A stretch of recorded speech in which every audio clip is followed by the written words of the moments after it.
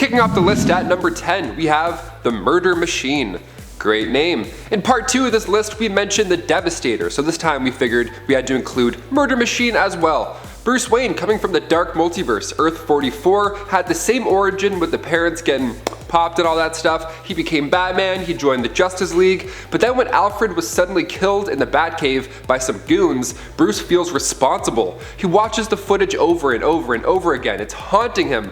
So at Alfred's funeral, Bruce asks Cyborg if he can help him create an AI Alfred. You know, to help around the house, set reminders, lock the doors, all that good stuff. Cyborg agrees and Alfred protocol is underway. Its job was to assist and protect Bruce no matter what. And he was built as a hologram, so he can use weapons and move stuff around.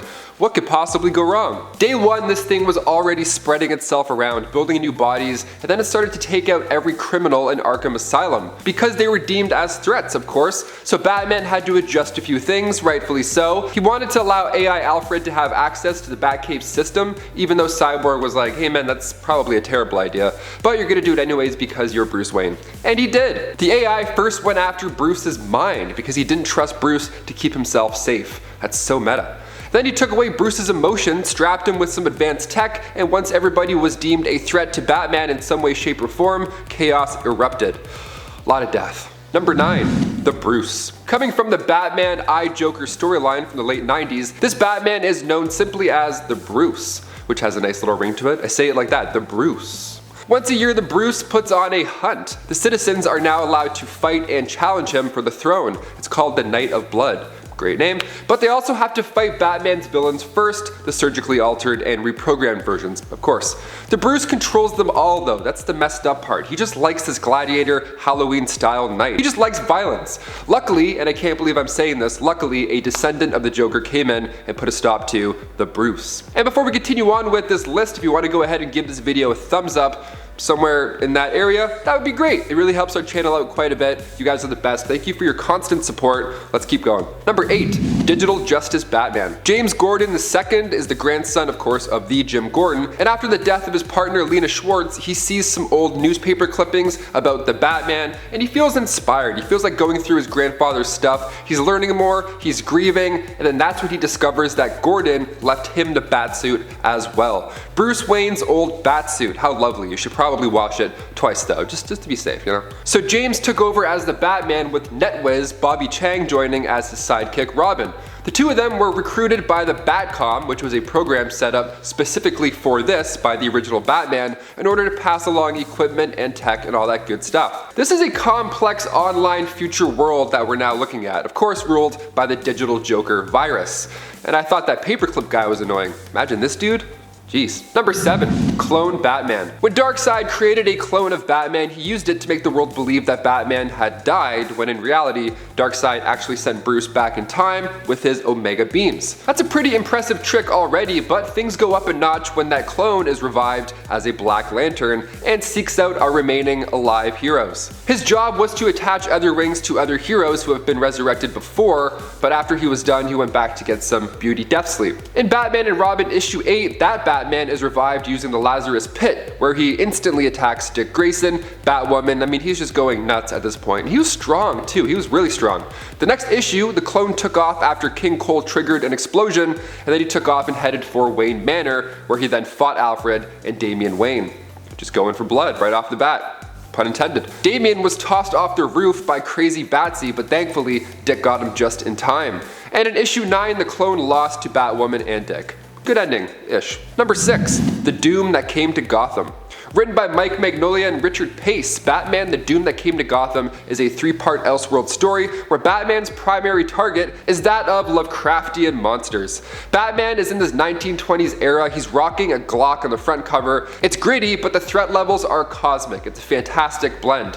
It's 1928. Bruce has returned home to Gotham a whole 2 decades later after his parents were killed. And he finds the city under attack from all these supernatural forces. It's wild. The way Batman handles these cosmic powerhouses, it's a ride. Even other players in the story are wild too, like Harvey Dent for example. His body started to deform after Poison Ivy touched him, and he was also chosen by Ra's al Ghul to be the living portal to Sotha's realm. Just goo into a wall of, yeah, it's just yuck. Number 5. Bat Joker. This version of Batman came to life in the New 52 Futures End storyline, also known as the Joker Borg. Remember the mayor of Halloween Town and Nightmare Before Christmas? This Bat Joker is kind of like that guy. He's got business in the front and then villain in the back. So Batman created a time-traveling device and sent Terry McGinnis, who I'll explain later on, into the past to prevent Brother Eye from being built by himself and Mr. Terrific. Batman was injured at this time, so Frankenstein took him, as well as the Joker, and then did some fun operation where the two became one cyborg. Batman's brain was literally picked apart here in order to find out where Terry McGinnis had been sent to, and then the Bat Joker was sent back in time as well to stop Terry. Bat Joker was heavily equipped though. He was loaded with super strength, so much so that this Bat Joker was amongst the strongest of the cyborgs of the end future. Number 4, Terry McGinnis. Of course, we have to mention him now in case you're wondering, wait, who's this guy again? The year is 2039. Bruce Wayne had retired, but Project Cadmus director Amanda Waller was looking for a replacement for Batman, beginning with Project Batman Beyond. A major key element here was using the original Batman's blood samples left over after his fights and mix it in with some nanotech. Now we have the DNA, we just need a family to raise the kid. Amanda found the McGinnis household with Warren and Mary a perfect fit, as they were both psychologically identical to Thomas and Martha Wayne. One flu shot later, they were about to be the new parents of a new Batman. But obviously in Batman fashion, during Terry's teenage years, his father got killed, and Terry believed it was all because of the corrupt CEO, Derek Powers. So he asked for the help of the other guy part of this merger, that guy being Bruce Wayne. He didn't know anything at this point, but after a confrontation against the Joker's gang, Terry realized, oh, Bruce is the OG Batman. So Terry stole all his stuff and suited up himself as the new Batman Beyond. What an origin story. So sick. We had to include him in this list. Not so much weird. I mean, besides the whole, flu shot, now I'm alive thing. Guess we can make that weird and include it. Number 3, Owlman. Coming from Earth 3, making his first appearance in Justice League Volume 2, Issue 23, Owlman is actually not Bruce Wayne, but rather Bruce's older brother, Thomas Wayne Jr. See, instead of their parents getting shot, Thomas Wayne Jr. actually believed that they were doing such a poor job of managing their money, so he got Alfred to do it for them. He got Alfred to kill his parents, and then when young Bruce Wayne was trying to stop this horrible plan from happening, Thomas Wayne Jr. took out his own brother. He saw this as a sign of weakness. What a psycho. So with the family's wealth now, he became Owlman. As a Cape Crusader, Thomas was he was the worst. I mean, the guy didn't mind using deadly force, for one, he actually preferred it. And what's a hero without a sidekick? This world's Dick Grayson tagged along and joined him, but that was after Owlman himself killed Dick's family. So a little bit of a twisted origin there too. And of course, there was also an evil super team, the Crime Syndicate. Number 2, Azrael. So right after the 1993 Nightfall storyline when Batman got wrecked by Bane, his back was broken, but he decided to pass on the Batman mantle to not Dick Grayson, but instead Jean-Paul Valley, aka Azrael, aka Azbat. I'm gonna say this is a weird version of Batman because he's a little crazy.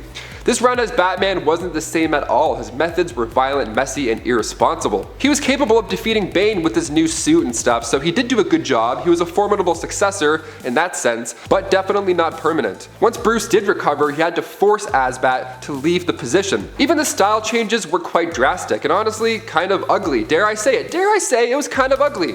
He has the blue and yellow armor, the claws, the dual mag weapons. It's cool, but it's nothing like the Cape Crusader we know and love.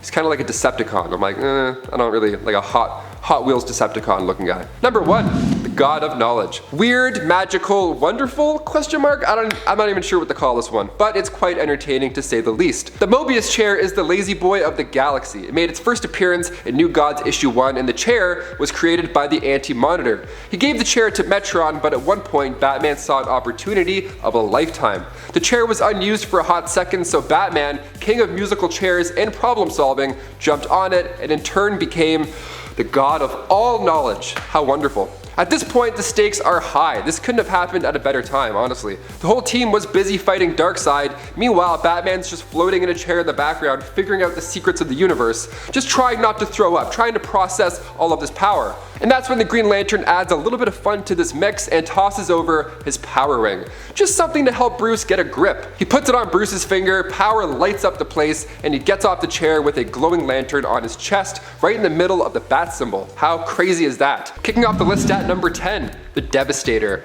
There's a name right there, okay. Bruce Wayne of Earth 1 made his first appearance in Dark Days, the casting. This Batman is one of Barbados' Dark Knights. Now, he started out the usual Batman way, lost his parents, became Batman, hung out with the Justice League. He actually got along with Superman quite well. He genuinely believed in his ideals of hope. But it is Batman we're talking about. Just because he trusted him doesn't mean he wasn't always prepared. Bruce kept the Doomsday virus just in case. So when Superman did go on and become a little crazy and started killing people, Batman figured, okay, now is the time to use this thing. Bruce first used a kryptonite spear to try and do the trick, but Superman just monologued in his face. Nothing was working. So now it's Doomsday time. The Devastator was born. The virus changed Batman instantly, physically of course, but also mentally.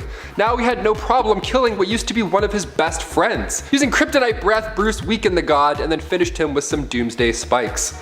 Nice dark note to start the list off. There we go. Number 9. Multiverse Bat Baby. In part 1 of this list, we of course had to mention the time Batman was shrunk down to the size of a baby, so naturally in part 2, we need more baby goodness. Dark Knights Death Metal Legends of the Dark Knights issue 1. Bruce has a plan. Now this version was planning on living a second lifetime. More crimes to solve, more risks to break, more bills to pay. The man is committed. Now he had already taken down the Joker, Riddler, Two-Face, and Scarecrow at this time, but he wanted more. After his passing, his mind was safely stored in the cyberspace, and it was then transferred into this new body waiting in the Batcave. This time seems way harder for Bruce. See, in the early issues, he just made little trousers and still continued to fight crime. It was fun, it was almost cute. Here, he was rolling downstairs. He couldn't even walk.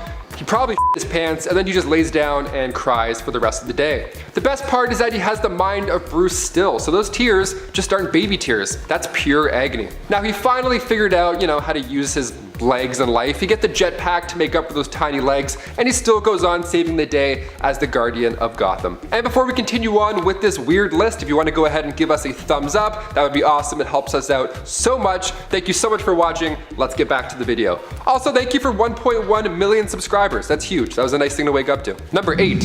Red Sun Batman. Superman Red Sun was released in 2003. It earned Mark Millar an Eisner Award nomination in 2004, but he always wondered what life would be like if Superman was raised in the Soviet Union. What a fun idea. So in this story, the ship lands on a Ukrainian collective farm instead of Texas, and as for Bruce Wayne in this reality, well, his parents still end up biting the bullet, but this time it's by Stalin's police force. So his main goal was to get back at that captain of said police force, Roslov. This version of Batman, just look at the attire. How do you not love him off the bat? He kidnapped Wonder Woman, tied her up with her own lasso, rude, and then used her to draw Red Sun Superman out. And of course, it worked like a charm. Using simulated red sunlight, he weakened Superman, locked him in a basement, ideally forever, but Wonder Woman broke free, took care of those red sun lamps, and right before Batman was about to get the beatdown of his life, he detonated a bomb in his own chest. Honestly, I think Red Sun Superman would still be a lot more painful than a chest bomb. Still dark either way. Number 7. Magic Batman. Superman Batman Sorcerer Kings is a 4-parter written by Cullen Bunn, beginning with Superman Batman issue 81. On the cover we see Batman's tool belt, but this time it's made of elixirs and potions. What's the deal here? So after witches and warlocks tried to sacrifice our sun, things went south, and now every electronic was literally vaporized. That means no more TikTok, sorry. The future was looking quite grim. To see Batman punch warlocks and witches in the mouth, at one point he says, "No more hocus pocus." In part 2, Bruce pulls out a whistle, obviously he gets mocked, and then when the Batwing arrives, it's more than useful. The Batwing being a magical dragon, of course. Number 6. Emo Batman. Back in 1999, we got to see one of the moodiest versions of Bruce Wayne. Coming from Elseworld's 80-page giant, he was one of the members of the group the Pennyworths, who was discovered and signed by Lex Luthor. This sounds funny considering the Batman we know and love, but it's still really sad. For example, Lex didn't care about the well-being of who he signed as long as they're making that moolah. And on top of that, Bruce was struggling with substance abuse problems, and his last album bombed. It didn't even go gold. How sad is that? So soon after, Lex sold his record label to Darkside Incorporated. Imagine watching Battle of the Bands and emo Bruce Wayne starts setting up shop. What a dream show. Number 5. Prohibition Batman. This alternate version of Batman first appeared in Batman Scar of the Bat, but this time it was Elliot Ness. Elliot was a federal agent, and instead of going toe-to-toe with the Joker, Elliot is now trying to bring down Al Capone. Now, of course, this takes place during the Prohibition era in Chicago, and Elliot was part of a team referred to as the Untouchables. I love this alternate version because it's real history that's being played with. Elliot Ness was a real guy who led the Untouchables in 1903. The story is a fun one-off, but Elliot does reappear later on in Teen Titans Volume 3, Issue 31. It's a brief appearance, but he's still out there. I wonder if real-life Elliot Ness ever read DC Comics back in those early days. Him and his Tommy gun reading Batman in a speakeasy? I can see it. Number 4. Batman the Silenced. The original Hush storyline by Jeff Loeb and Jim Lee introduces Bruce's childhood friend, Thomas Elliot. Out of jealousy, he tries to take down Batman using the alias Hush, but in Tales from the Dark Multiverse Batman Hush, we see a different life play out this time. When Thomas and Martha Wayne were shot that fateful night, Bruce was of course devastated, but Alfred didn't end up taking him in like normal continuity. Instead, he was taken in by those Elliots. Bruce didn't work through his trauma by fighting crime and saving lives. Instead, he grew more and more unstable from his childhood, so much so that the Elliots transferred him to a mental asylum, while Thomas Elliot grew up to take control over Wayne Industries. Horrible, what a horrible alternate reality. So once Tommy became a senator, he was able to transfer Bruce to Arkham Asylum, where Jonathan Crane would perform these operations. While in there, Alfred sent in Jack Napier as a mole to help Bruce, and Alfred also told Bruce about his parents and what really happened. So Jack was in there to help Bruce get in touch with people who can help him get payback. So he received training in every field from lunatics in Arkham Asylum. He came out talented but tainted after faking his own death. Once free, he went by the name of Batman the Silenced. Number 3. Saint Batman. We'll ride the Dark Multiverse train out a little more, taking a look now at Jean-Paul Valley. The original story took place when Batman got his back by Bane in 1993. Azrael took over for the Bat while Bruce healed up, and then things went back to normal over time.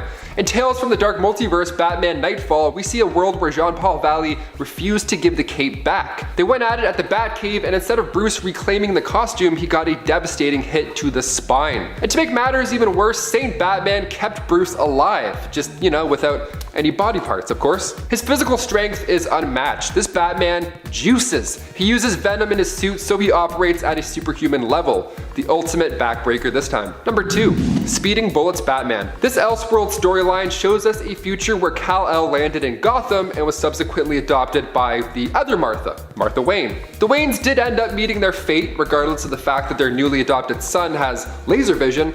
He didn't realize at the time that he could fire heat rays until right after they had died. I mean, that's fair, trauma does things to the body.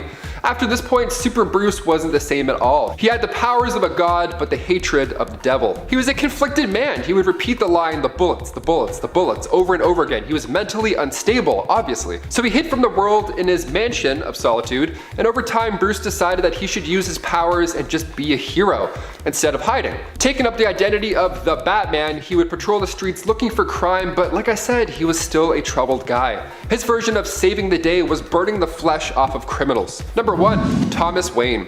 Coming from the Flashpoint storyline released in 2011, writer Jeff Johns and Andy Kubert brought us Thomas Wayne, Bruce's father, when he was actually the one to become Batman. See, in this universe, Bruce Wayne was actually the one who got shot that night in the alley. The world of Flashpoint is this altered reality that Barry accidentally ends up in, where Thomas is older, more brutal, and he's like this evil, dark Batman.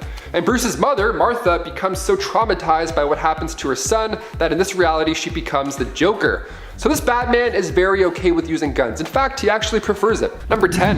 Vampire Batman. We'll start on a Twilight note here, okay? Bruce Wayne of Earth 43 appeared in the 1992 Batman and Dracula Red Raid story written by Doug Munch with pencils by Kelly Jones. So after a group of victims met their fate in the same way with their, throats slashed and not looking great, Batman realized that he's got vampires to now deal with. Vampires led, of course, by the one and only Dracula. So Batman really goes the extra mile to get the job done here because he meets a rogue vampire named Tanya and opts to get bit. He's like, right here please, thank you. He turns himself into a vampire in order to fight Dracula.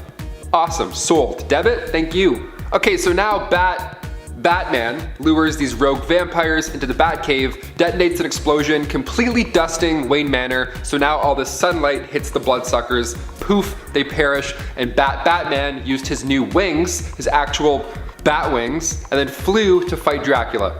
Bat Bruce won the fight by impaling Dracula on a broken electrical pole. Bruce wasn't looking good also. He lost a lot of blood, so he actually died, but the Batman the Batman will live forever as now a vampire. So that's good.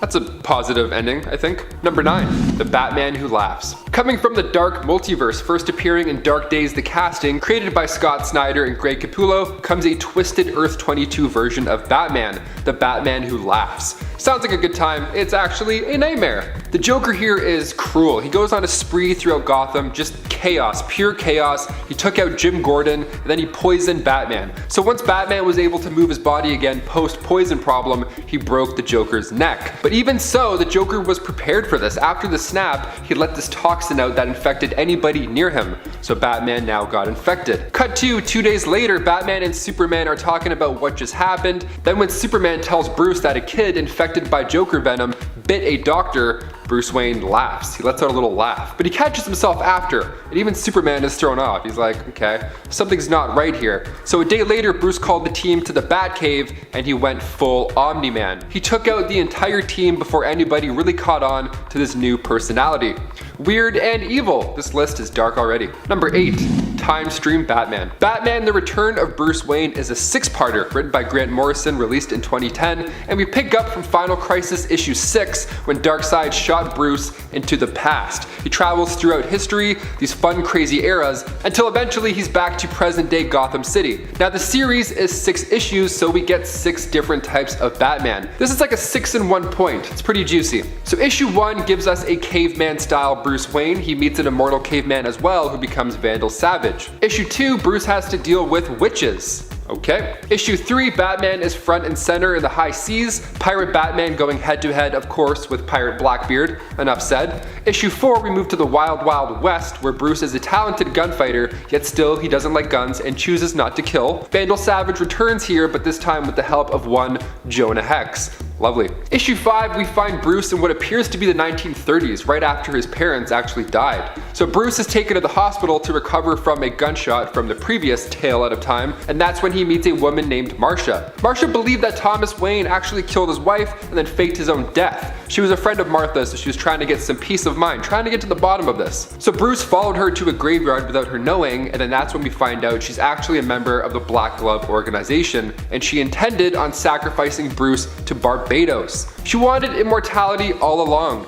Don't we all? Issue 6 ties everything together nicely, so if you haven't read it yet and this is piquing your interest, go check it out for yourself. Finish it off. It's a good time. And if you're enjoying this list as well so far, don't forget to share the love and hit that thumbs up. You guys rock. Thank you so much. Now back to some weird Batman alternates. Number 7, Darkclaw. Coming from the Amalgam universe where DC and Marvel combine powers, figuratively and literally, we get a Wolverine Batman double feature. First appearing in Legends of the Darkclaw issue 1 back in 1996, at just age 5, young Logan Wayne witnessed the death of his parents. So we have that Batman origin story sprinkled in to lay the foundation. Good stuff, promising stuff right there. And then Logan Wayne was then sent to live with his uncle in Canada. But after poachers ambushed his home, we have even more family members biting the bullet. So far, so sad. Afterwards, Logan Wayne enlisted in the Royal Canadian Air Force and soon after the Weapon X program. That's where the Wolverine origins really start to come in. Logan Wayne got the adamantium treatment, but it was deemed a failure in a way because Logan wasn't a mindless brute. He kept his sanity. So now we're starting to get a little bit more positive. This is good, right on. Afterwards, he was a free man. He studied criminology, forensics, martial arts, gymnastics, and all 127 major styles of combat. That mixed with the claws. Good game, dude. Good game. Number 6, Bat-Zaro. Making his first full appearance in Superman Batman issue 20, the world's worst detective and just a straight up villain, Bat-Zaro is the opposite of Batman. Morals, speech, combat, body weight, everything is opposite. So when you have a superhero like Batman who doesn't kill, tries to save the day, and solves crimes, the opposite is bound to be pretty brutal. Bat-Zaro had not one, but 2 pistols that he loved shooting around, and a chain, of course, to whack people with. And he had an upside down bat symbol to remind folks who's who. You know, in case the grinning sharp teeth wasn't enough. He idolizes Bruce Wayne though, funny enough. It's pretty weird because the origins of Bat-Zaro go way back to the Joker. See, Joker created Bat-Zaro simply because he wanted to officially kill a Batman. But when plans went south, Joker tried to fire a bullet into the Batman and Bat-Zaro jumped in the way, sacrificing his life for Batman's. Is this tragic? Yes. Is it a weird one? Absolutely. Number 5, Red Death. Coming from the dark multiverse on Earth 52, Dark Days the casting, issue 1, we meet a Bruce Wayne with the same origins that we're used to. Now he eventually became a hero, yada yada yada, and he fought alongside Robin, and then the next Robin, and then the next Robin. His life was taking a harder toll on him. He was watching all these sidekicks bite the bullet, so now he was desperate to find a new power, a new way to prevent his partners from maybe, I don't know, dying. So he looked at his world's Flash and he saw his super speed and thought to himself, you know what? I could use that speed force better than him. What a statement right there. So he took out every Flash villain himself, kept their advanced weapons, and then used those weapons to fight the Flash. He drove them both into the Speed Force with the Batmobile and the Cosmic Treadmill, and then he absorbed all of Barry's super speed. Now after Batman came back from said Speed Force trip, he referred to himself as Batman the Red Death, where he would then brutally kill Gotham's criminals in the blink of an eye. But here's the kicker, here's the bad part. Gets worse rather. Barry still lived inside his mind. He would beg Batman, Red Death, to stop the killing. Imagine hearing somebody in your head. I mean, that alone is a nightmare. Number 4, Civil War Batman. Batman teaming up with Abe Lincoln. Yep, let's go. Batman the Blue, the Gray, and the Bat was released in 1993 from Elliot S. Magan and Alan Weiss. When you need to protect the government's massive stash o' gold, who else do you call but the Caped Crusader and his horse appropriately named Apocalypse? This is a fun story because this era is just too wild to be boring, but in this Elseworld story, Abe Lincoln knows that Bruce Wayne is Batman. But it's Abe Lincoln, he can keep a secret or 2 or 3. Bruce had a bat fly in his window the night Abe's messenger arrived, so he took it as a sign and made an epic old-timey batsuit. He's accompanied by Robin, but in here he's named Redbird, and then we find out that old-timey Bruce is actually behind the whole operation this entire time. You lied to Abe Lincoln for gold? Shame. Shame. You're already rich in some universes. You don't need gold. Or maybe he's rich because he stole that gold. Number 3, Bat Baby. Making his first steps in Batman issue 147, the 600th time Batman appeared in comics, we see Bruce Wayne as a baby. So after Nails Finney and his gang made a shrink ray, they set their sights on Batman and it worked like a charm. It was only a shrink ray though. He didn't de-age mentally, which is even better almost. So now he had the same strength and aggression as a full-grown man in a toddler's body. This sounds like the worst case scenario, but Batman was kind of okay with it. He worked with what he got. He's like, okay, people are gonna treat me as a baby, I'm just gonna dress like a baby. And then he wore a bat suit that no baby has ever worn ever. Classic Batman. Number 2, Holy Batman. Batman Holy Terror was an Elseworlds one-shot released in 1991, written by Alan Brennert. We find Reverend Bruce Wayne. How holy and fun is this? It's 1658, and in this universe, Lord Oliver Cromwell recovered from that fever and he maintained his hold on England. Later in the 20th century, Thomas Wayne, physician to ye old Gotham Town's council, was killed, same with his wife. Now James Gordon is on the case trying to get to the bottom of it, but he believes this was more than just a mugging. So he befriended young Bruce Wayne to maybe try and find some more info. Cut to 20 years later, Gordon is now Gotham Town's High Inquisitor, and Bruce is about to become a priest, and that's when Gordon finally tells Bruce the truth about his parents. He reveals that a man named Joseph Chill was behind the whole thing. The government took down one of their own.